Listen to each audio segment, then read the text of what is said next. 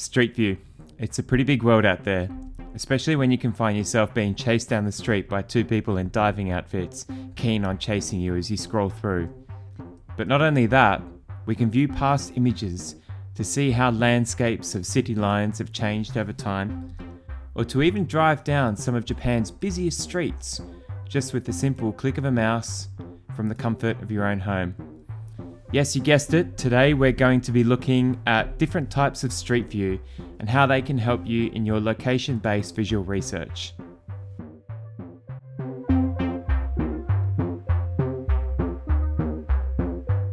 Hi everyone, and welcome back to this series on how to do open source investigations from home. I'm Ben and this is part 11, so let's get started.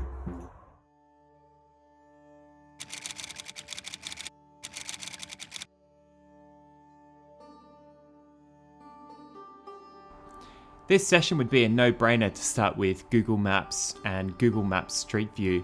So here we are in San Jose and we're looking at the Computer History Museum. To simply have a look at Google Street View, all we have to do is click this little person once and we can see all of the options of locations that we want to look at. And this just shows an interesting element of the Google Street View because what we can do is it's even available inside and we can walk around indoors for some locations. Now, obviously, there's a lot more different locations that we can look at. So, for example, if we have a look at London, we can see just how much the availability of Street View is in London. Now, one thing I did want to share with you is the availability to look at past imagery on Google Street View. This is quite rare for Street View sources.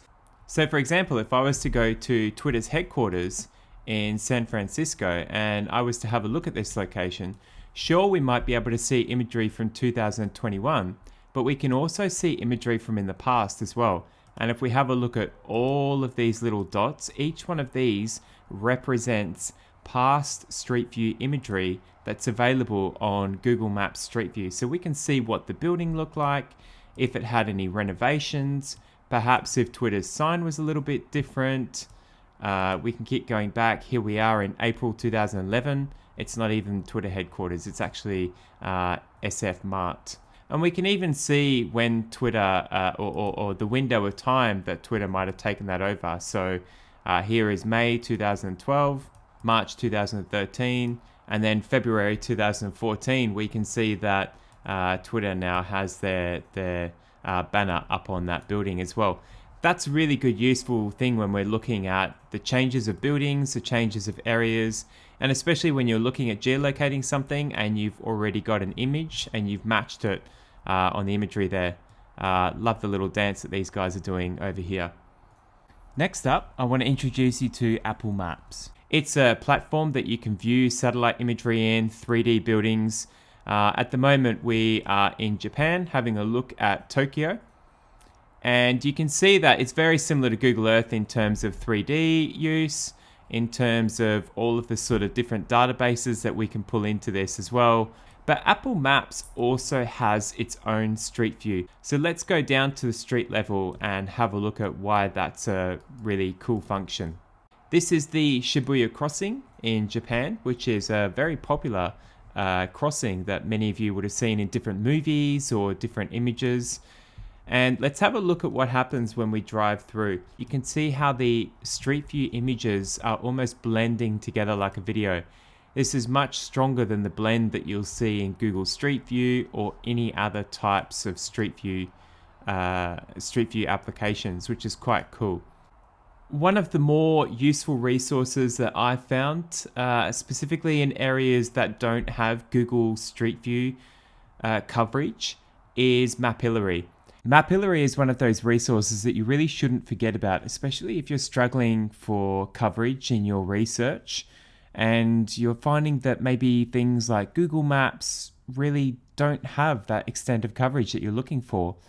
And it really does happen. So here's an example of Mumbai, which is a major city, a huge population, and yet Google Maps has severely limited coverage of Google Street View. And yet if we have a look at, say, some of the areas in Mumbai, and then we have a look at Mapillary, look at the coverage that we have here. So many of the roads, or quite a few of the roads at least, have decent coverage and a lot more coverage than what you've got on Google Maps there. For what it is, it's so simple to use as well. So you can see that when you zoom in a little bit closer on the roads and streets in Mapillary where there's green lines, and these are just the images that have been taken along that route. They're not 360-degree images like you would have in Apple Maps or Google Street View, but rather just single images. But it's still really, really useful.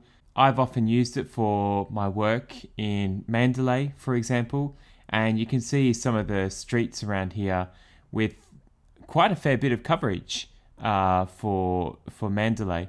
And you can sort of start to imagine how really useful something like Mapillary can actually be. So we've had a look at Google Street View, we've looked at Mapillary, and we've looked at the Apple Maps application. All of those are linked down in the description below. But what else can we use?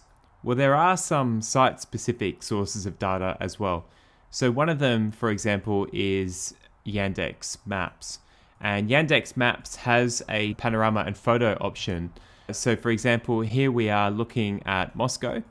And with this option, we can really just drive around on some of these streets. And you'll also notice that you've got the same layering to view the links of those shops or those businesses.